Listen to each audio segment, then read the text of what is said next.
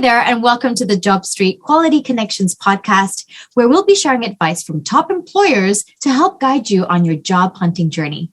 I'm Anita Wu, and I've held several jobs from publishing to broadcasting, and I'm here to find out what these top employers are looking for in the people they hire.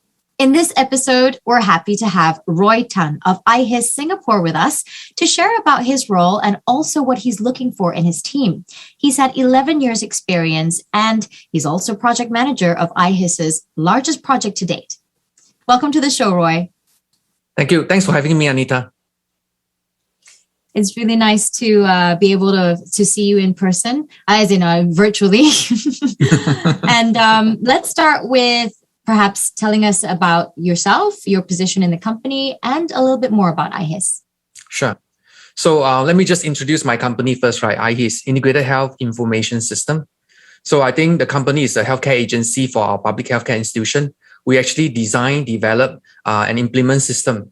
The main aim is to actually digitize, connect, and analyze healthcare systems for our public healthcare institutions.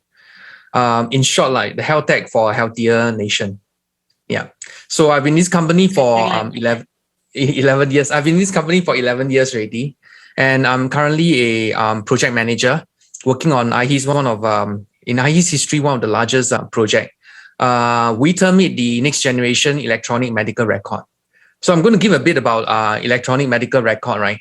So the aim was, it was an initiative from the Ministry of Health. And the aim is actually to, synergize, really. I think from a patient journey perspective right now, right, NGMR's perspective is to actually reduce costs, and then sometimes in a very simple layman form is to like reduce repeated tests that the patient needs to go to when they have to switch provider for whatever reason it could be. So I think from a system perspective right now, we capture patients' clinical informations, administrative information from a patient journey perspective that starts right from a situation of admission, a patient's outpatient visit to a specialist, and maybe for some admission for emergency reasons and things like that. So all this will be captured digitally into this system, which we are working on today. That's fantastic. I guess the idea also is that it brings down costs for both ends because it's more efficient. Yeah. Okay. And how long? So you mentioned you've been there for about 11 years. Can you share with us how it is that you came to be where you are, the journey of your progression, and how you've risen through the ranks? Sure.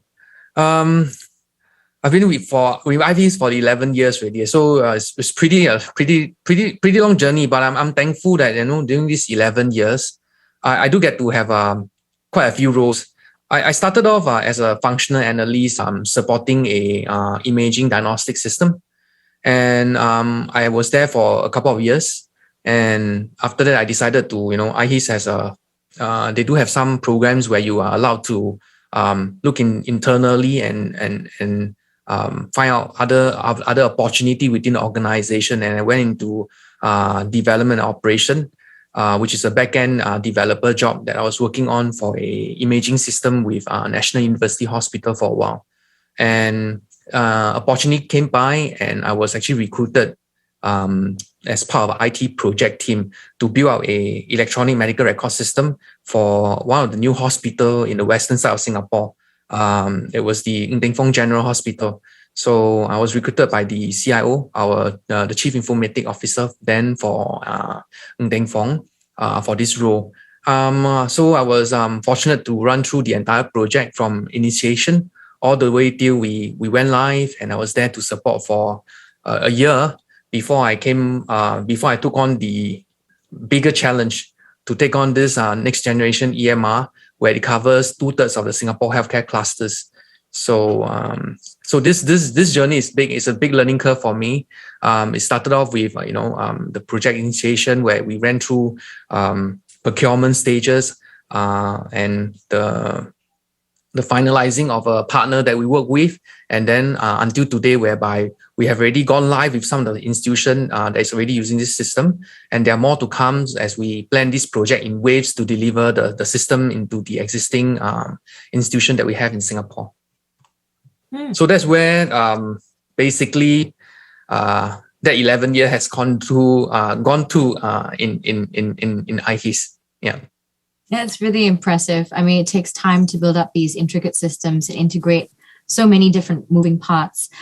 Roy, so tell me about the team that you manage. So you're talking about, you thanked your team. Tell us more. How has it been managing your team? How many people is it and what is it like? Okay. When we started this journey, we started off with a group of 10, but yes, today grew until 20 plus already. Because, as the project goes on, we will actually look into the right time to put in more resources to ensure that we take on the bigger sites. So today I'm working with a team of 20. And, I see the team like a soccer team, sorry. So, when we started with each other as a team members, right, we come to know of what position that we are playing. So the role and responsibility of each of the team members is important, so that we all know who to go to and what to do for as a team together when we're running this project. And of course, how then do we strengthen ourselves is through the work that we have. Like, so it's just like, when before a soccer team goes for a game, there will be definitely a lot of trainings. I think the journey of a project is basically like, we run through a lot of build development, we run through testing, fixing before we say that we are ready. So during this journey, that's how we bond together as a team, solving issues together, trying to solution and ensure that we deliver something that is good enough to meet the user's requirement before we deliver it on site. So of course, going on a match is like going live with one of the sites, right? The only interesting thing is that we cannot lose one, must score a goal. So in the sense that yeah, and what adds on to sorry? Because it's live. Yeah, exactly. And what adds on to the challenge is that, when we're delivering a system, right, we're delivering it in a live environment. So hospital never sleeps, right? We are 24/7. So that adds on to the fact that, whatever we put in on during that day when we said that we're going to go live, we have to be sure. So that is the interesting part about going live in the project in healthcare IT. There was a term for it. It's like fixing the plane while the plane is still flying with passenger in the skies. Yeah, that's a great metaphor, and also like a football match and training and what it's like to manage your team. And it's a fantastic metaphor. Thank you. What skills do you see as a leader? Your leadership style, as you said, because the stakes are high in executing your projects. What is your leadership style? What skills do you bring to the table to your team? Can you share with us? I think one thing that I personally believe that I've been using during this team leading role that I have is I take into the perspective of standing in the shoe of whoever the team member that I'm working with and guiding through this project journey. So like what I share, right? Because I started off in IHiS as a functional analyst. I started off as a graduate level. So it's really a basic level. Hence, I get to, honestly, it's 11 years, right? I get to actually go through the different levels of roles and responsibility that we have with this company. So a lot of time when I work together with them, right, I try to make sure that I try to understand from their perspective, taking in their role, how would they have deal with an issue. And what I usually do is that I would guide them through in mistake that I used to make. For example, like really how a piece of work we could have think a bit further than just figuring out the work. So there's a lot of all these experiences that I share with them. I think in a shorter way to describe it is when I walk through it already, I'll talk to them about it to make sure that I walk through the same journey as them. I will share with them. So I'm a bit of I don't give vision. I think the key thing for me is that I walk the talk together with them to make sure that they know when I say something, what do I mean about it? And then when they are working on their work, what do I see will be the possible pitfalls, and I'll give them the guidance required. Yeah. Yeah, walk the talk, I think is great.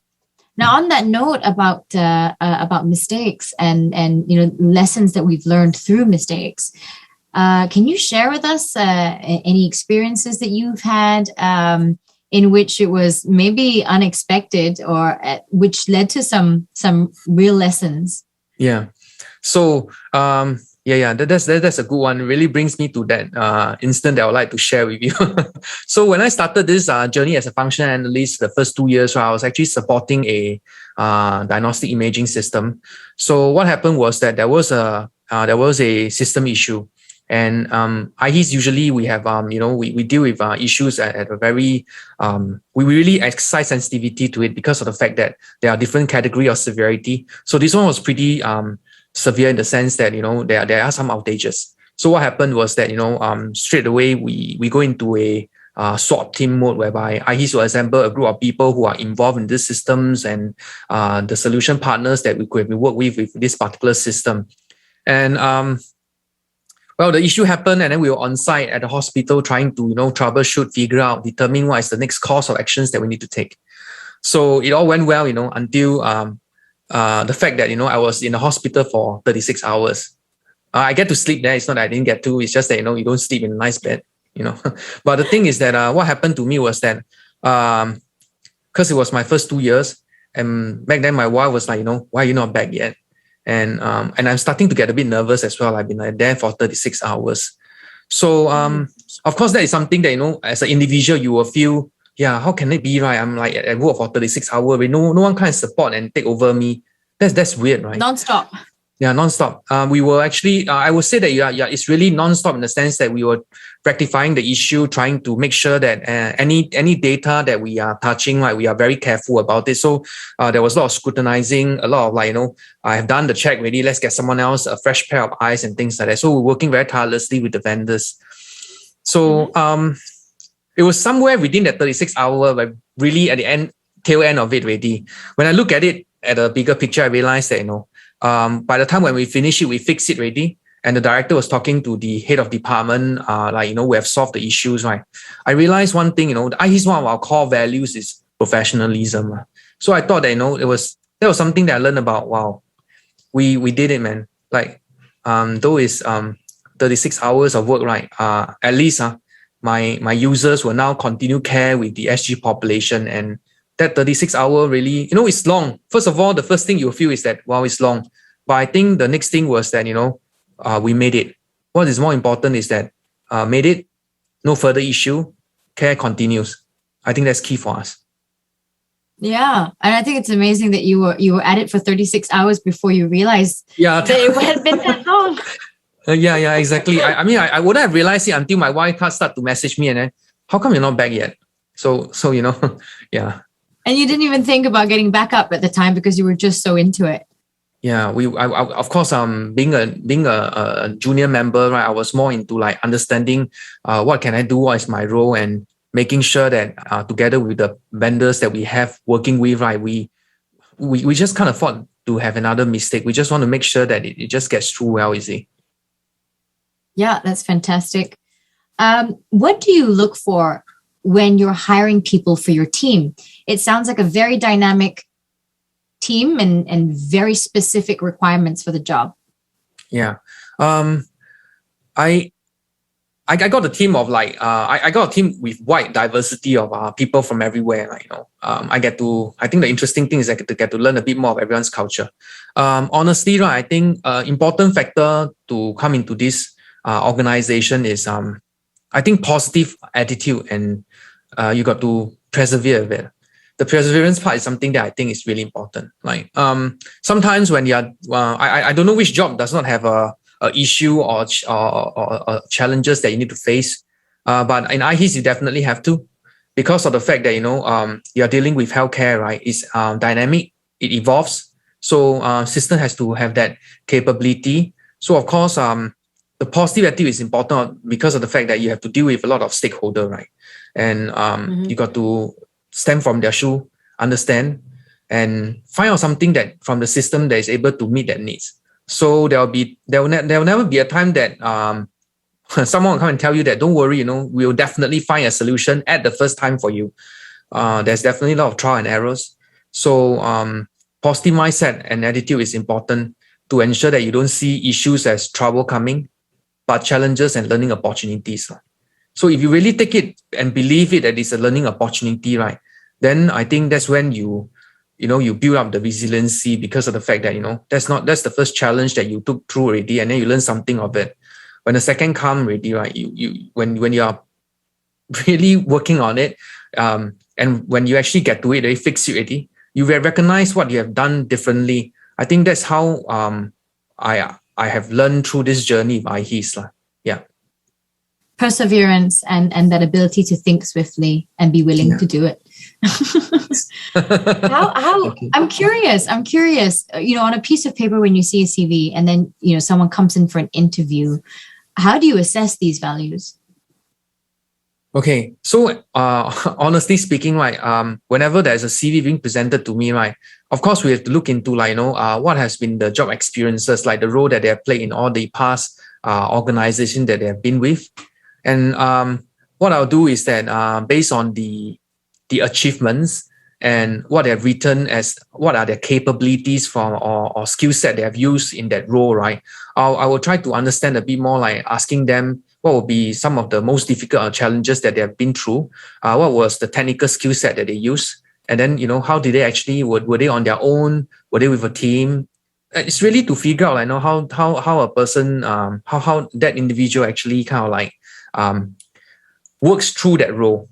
So there's and the interesting thing is that there's always a variety of answers lah. But what I look forward to is something whereby it has been challenges, that's been tough, but they are able to at the end of the day still deliver something, and they can really share with you the painstaking part of them pulling it through. I think that means that you have to persevere to get the outcome. I think that's not something that's easy to get lah. Sometimes people just it depends on how tough the challenge is. There will be a journey where at some point you give up. So that's how I actually try to figure out a bit more when I have the opportunity to interview a candidate. That's right. If you want to be on Roy's team, you got to have perseverance. Great. So what other advice do you have for candidates? So you obviously go through this inquiring process and you ask them about their experience, but what other advice do you have for candidates, and what should they not do? Oh, okay. For the journey that I have been through interviewing seriously quite a fair bit of candidates, right?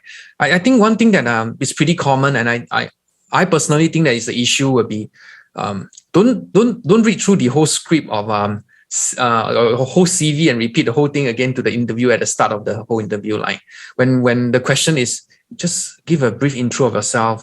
I would love to actually know about you as a character, as a person. What do you really do? But I have to be very honest, right? There are some they are pretty good. They really memorize the entire CV and they can tell you exact to the point of the words. Then when you're looking at it, you're like, wow. And I thought that wasn't good, because you only have that hour, that session with the interviewer. When you read through that CV, right, you could have actually spent like a good 10 to 20 minutes already.